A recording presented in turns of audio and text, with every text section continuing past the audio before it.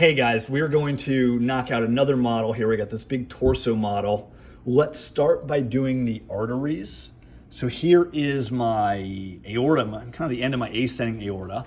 And I see the nice aortic arch right here with its trio of branches. There's the brachiocephalic artery, the left common carotid artery, and the left subclavian artery too. You can kind of see the left subclavian going out a little bit. You can see that common carotid going up as well.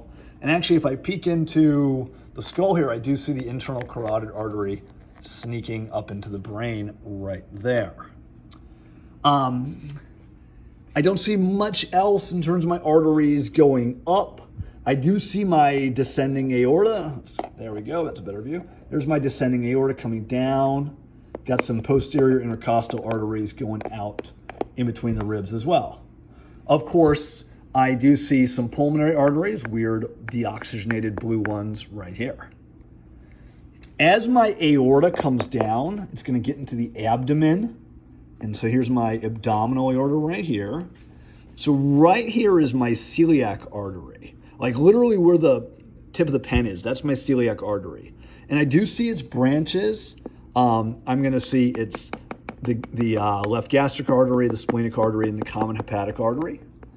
I also see a phrenic artery sneaking up to feed the diaphragm as well. To continue downward, coming off my aorta, I do see the superior mesenteric artery, which would be going to the small intestine. Plus, I see a renal artery going out, I see a nice suprarenal artery going up to my adrenal gland as well. If I keep going down, I am going to see more abdominal aorta. There's my inferior mesenteric artery going to my large intestine. Let's see if we can put this guy back together a little bit. There we go. There's that left testicular artery, which would be going down to the testes. We don't have the testes here, but that's where it's going. The right testicular artery is right there. It's been cut for some reason. Abdominal aorta then splits to give me a pair of common iliac arteries. Each common iliac artery is going to split. I'm going to get an internal iliac artery right here, an external iliac artery right here. External iliac artery then becomes the femoral artery, which I see right there. So that is pretty much it for the arteries. As far as veins go, I do see my femoral vein.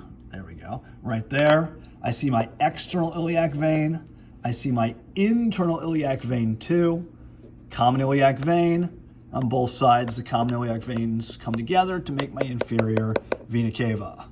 Over here, I do see the great saphenous vein running up as well. Back to that vena cava, I do see the right testicular vein going right into that vena cava. The left testicular vein comes up and goes into the left renal vein. There's that suprarenal vein there too. There's the right renal vein. Inferior vena cava goes up onward to the heart. I do see some posterior intercostal veins here as well, going into a vein called the hemiazygos vein. There's my superior vena cava, formed by my two brachiocephalic veins, very short one on the right, very long one on the left. There's my internal jugular vein going up here, subclavian vein going out there. There's the other subclavian vein, there it is, right there. There's my axillary vein in the armpit. We also have some pulmonary veins. Weird that they are red. And that is it for this. Oh no, almost it. I almost forgot. We can see this chest piece here. So this is the front wall like so. There we go. Some poor videography right there. So I do see some intercostal veins and arteries here. These are anterior ones. This is the anterior chest wall. I'm also going to see a thoracic vein here and an internal thoracic artery. This artery came off the subclavian. This vein is going into the brachiocephalic. So now we are done with this particular model. Fantastic. See you later.